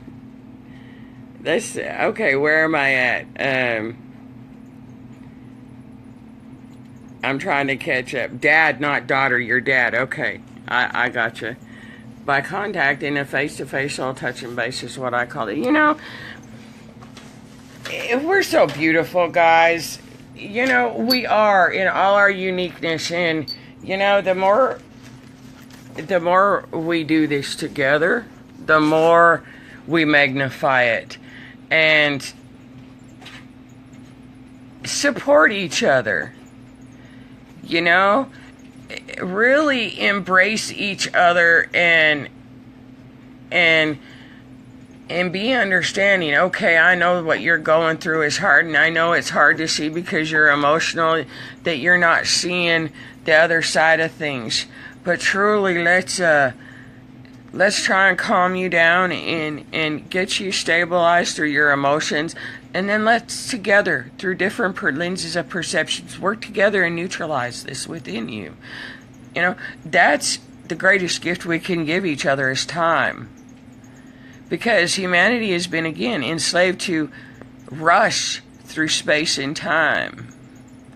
And, you know, and how many of you even now, you know, you're talking to somebody and like this video, how many of you are watching this video but at the same time on your cell phone playing a game or looking at this, dealing with kids, this, that, and the other?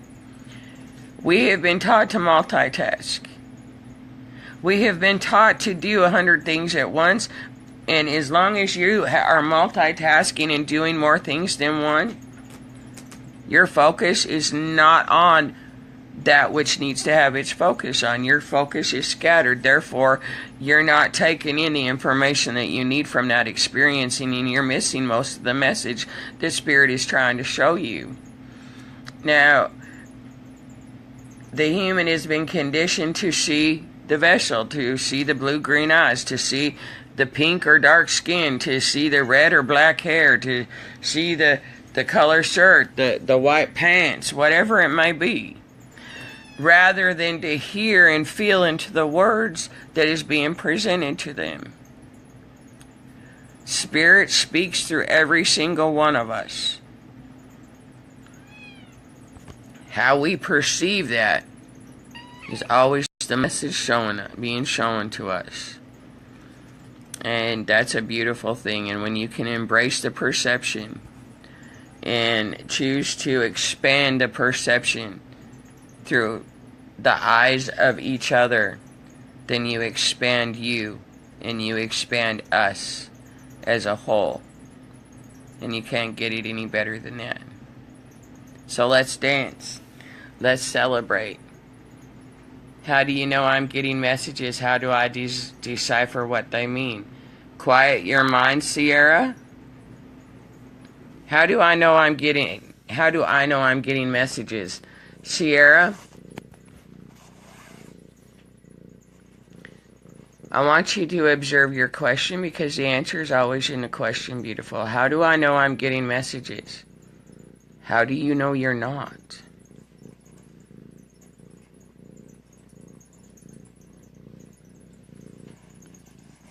How do I decipher what they mean? How do you know you're not deciphering them, what they mean?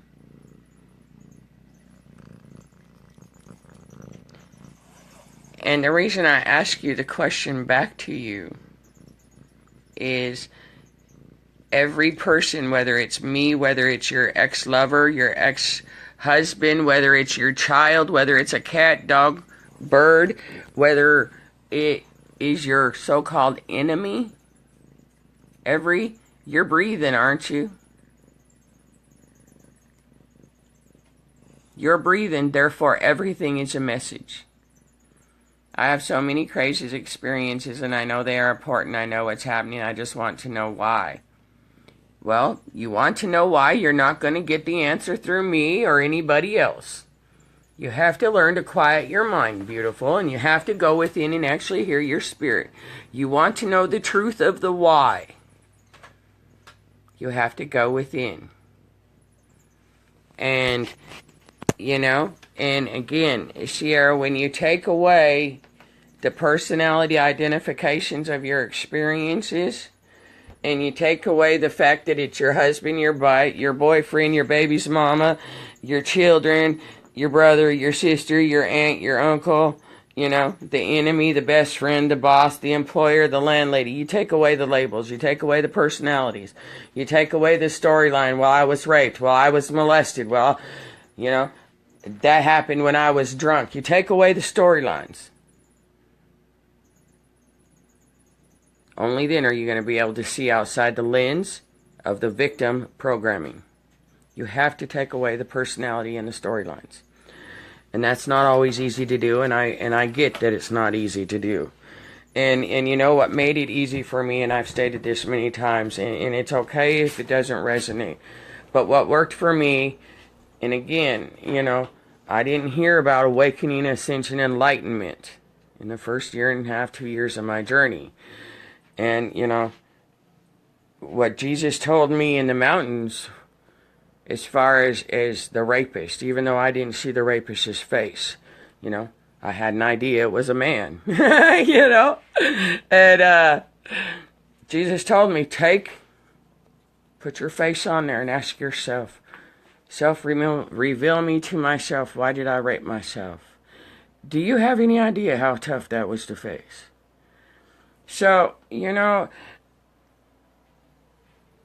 that's how I learned, guys, at the very beginning of my journey, how to overcome all of this. Because I was shown and I was told, take away the storyline, take away the label of rapist, take away of the storyline rape, take away the label horrible monster, take away all of that, and to put my face, and trust me, when Jesus told me that, I looked at him and said, are you fucking crazy?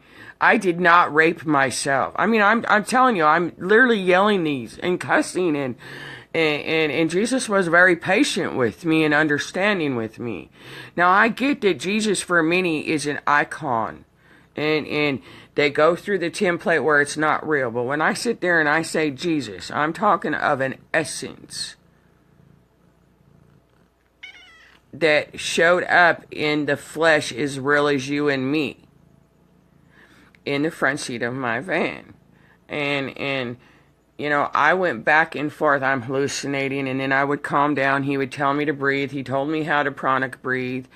And so I learned very easily on, take their face off. Like every single one of you guys, if you come into a session with me, a guidance session, or come to ask me a question, when I get off of those calls, when I get done with that conversation, I sit there and say, okay, Spirit, what do I need to see from this conversation? Because I would not be having this guidance session if I was not to see something through it. And so I learned early on to take the personalities off of each one of you guys that crossed my path. And to look at it as a broken soul. What if you don't believe in Jesus? Well, you have to believe in something, Whether you have the label of Jesus, Buddha, Kuan Yin, Mother Mary, Christ, Father, the Lord, universe, creator, you have to believe in something, because if you don't believe in nothing, you'll fall for anything. And, Jesus is just the label that I assign to it because that was the essence that came to me when I was recovering from my rape. Or the rape, rather. And so you don't have to believe in anything because all beliefs are lies. Be lie. And that, again, that is showing us something of ourselves. You know, that's just like what some people call the universe or creator or the great spirit. You know, I call the great spirit, I still call it Father, but I understand that Father actually means light. And that Mother actually means love. And so, Barbara Dre, I'm nutty as a fruitcake. You know, fruitcake's kind of tasty if you find a recipe that makes it the right way instead of really heavy. And I kind of like nuts in it too, really. Thank you for sharing that. Maybe I'll make myself a fruitcake. That actually sounds kind of good. I promise you, paradise exists. Paradise exists not only in Hawaii, but paradise exists in every breath. I love you guys. Jesus did exist in history, but Christ is a title. It's a consciousness. Jesus, the man, Emmanuel, the man, known as Jesus, you know, he evolved his frequency to that of the Christ consciousness, and so he was titled and given the crown of Christ, just like each of you have been given the crown. And you know, again, there's so many different levels and layers in perceptions. You know, I still call my beloved Great Spirit, I still call him Father, because to me, and again, I speak of an energy essence. Only the human has to give labels in order to try and describe it. So, you know, whatever fits for you. You don't have to believe in Jesus. You don't have to, sweetheart, you don't have to believe in anything. And the less you believe in, the better off you are. Because the less you believe in, the less that you have to conform to anybody else's standards, you know? And that's a beautiful thing. Anyone who dwells on themselves is a problem. I one life to live, get off the merry-go-round and live life. I've been raped too, but a cold day in hell, I'll allow myself to be a victim. And again, you know, that's a template. You know? People sit there and say, I refuse to allow myself to be a victim. Well, had you not allowed yourself to be a victim, you never would have been raped in the first place, period. Second of all, you know, if you refuse to allow yourself to be a victim, then you're allowing yourself to be something else. And that's the duality of rape and of murder and of judgment and everything else. Because, you know, you go through, I refuse to be a victim, I'm a survivor. Well, you just gave yourself another limited label. You know, it was just an experience. Why do, you know, I give it no label, guys. I mean, you know, rape was an experience, you know. The person who raped me is not a monster. There's nothing wrong with him except he was a broken soul. And I would not have attracted that energy to me had I not been a broken soul. Simple as that. And trust me, I was very, very broken. The rape just broke me to the point of no return. And for me, my rape is the greatest miracle of my life. And many people of the human aspect cannot understand that. And if I had to live through it again, all right, let me restate that. If I was given the choice to go back and to change anything in this lifetime that I have experienced, the majority of women in humanity would sit there and say I would have omitted the experience of rape. And I can tell you this. Hey, Lisa, I don't need healed. I don't need God to heal me. I am already healed. My rape, I have no ill feelings. I have no bad feelings about the experience of my rape. Again, I have no sexual distortions. I can make love to a man with no problem. I have no distortions left over from that rape. That rape was the greatest miracle of my life, truly. Truly.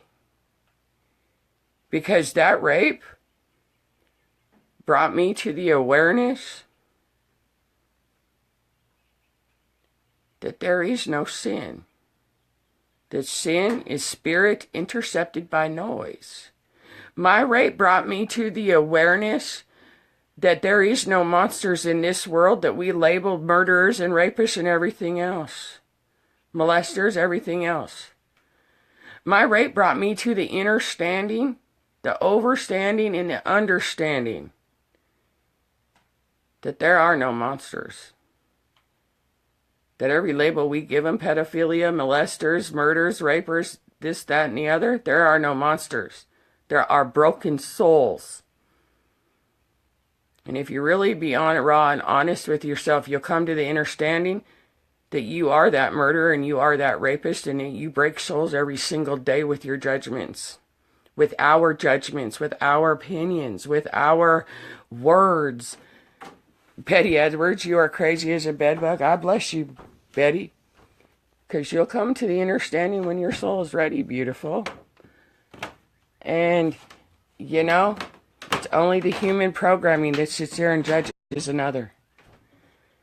And for me, my rape was the greatest miracle, because my rape put me on the healing journey, on the spiritual path. And you come to understand it's only labels and judgments. But that doesn't make who we are. We choose experiences and we do things. And even like the rape with me, when you can see that all of us, regardless of skin color, experiences, race, color, creed, religions, whatever, when you truly can see, oh, look at, when you can truly see that we all come from God, the creator, source, whatever label you need to give it, and that we all hold divinity, and that our lives are all worth the miracle of life, you come to understand that people do things that maybe society doesn't consider, well, that society judges. You come to the understanding that you see the brokenness and the hurt and the pain in their soul. And that's what I mean by brokenness, Quentin. What I mean by broken souls. It means that they have held so much hurt and hatred and anger and bitterness and pain because of life's experiences. That hurt and that pain and that anger takes over. It's a Pauline, it's a cop-out excuse you're finding for spiritual whatever. That's not weak. Too bad I wasn't spiritual. Sweetheart, I would really encourage you to observe that. Because it's not a cop-out. It's not a cop-out in every way. That's your perception. That's your belief. I'm not smoking. I'm holding a cigarette. Yes. And Quentin, again, sweetheart, observe your own perception. How do you smoke cigarettes and teach about God? Number one, I'm not teaching about God.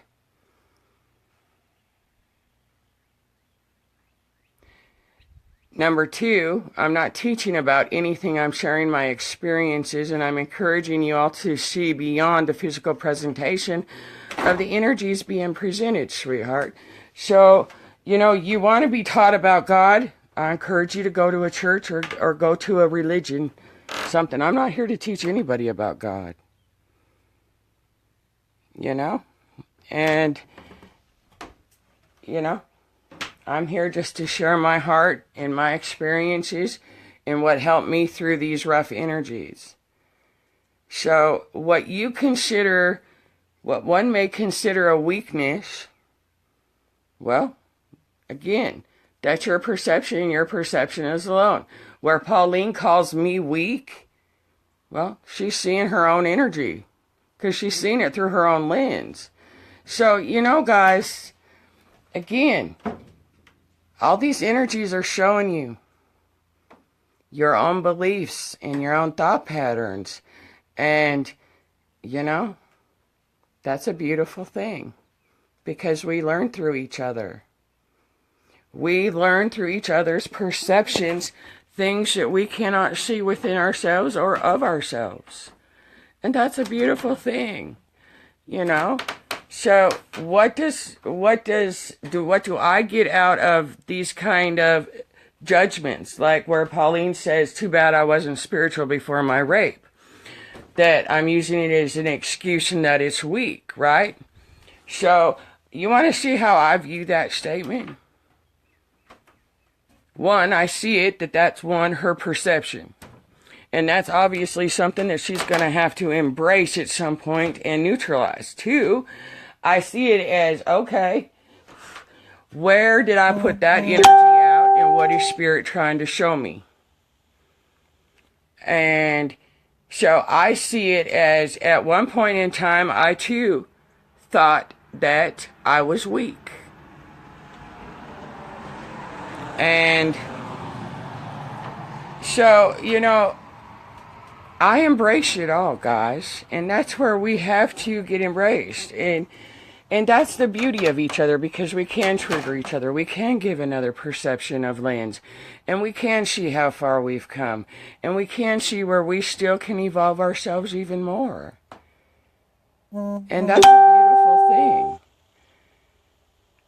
Pauline, I'm not sure what you mean by mental health awareness right here. Beautiful. Because, again, all mental health, schizophrenia, bipolar, all of that, again, was enslavement, fear programming. Because schizophrenia just shows you. They say that people that are bipolar and schizophrenic and mental ill and autistic, they give you a label to sit there to blame something outside of you. And,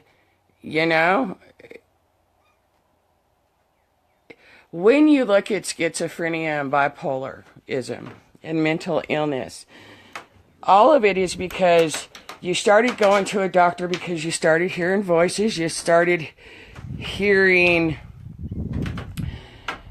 you started seeing things, and you have 10 different plus personalities. Well, you have 10 plus different personalities. You talk to spirits, you talk to yourself, you hear voices and stuff because you're hearing higher aspects of yourself. But because you hear voices and people tell you that you hear voices, that you're crazy. So now they've labeled you crazy, and now they've labeled you bipolar, and now they've labeled you schizophrenic.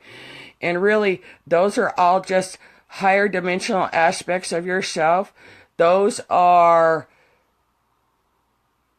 your guides and your angels and spirit trying to connect with you. And again, perception is yours and yours alone, guys. And the human mind is conditioned that doctors know more than you about your body. The human is conditioned that your preachers, that your teachers, that your doctors all know more about you and what is better for you than you. And, there's not a doctor out there that knows your body better than you know your body yourself. There's not a preacher out there that knows your spirit better than you know your spirit. There is not a teacher, a president, a banker. It don't matter. There's nobody, not your parents, not your lover, not your spouse. There is nobody that knows you better than yourself if you listen to yourself, if you communicate with your body. Every disease stems from an emotional template. And,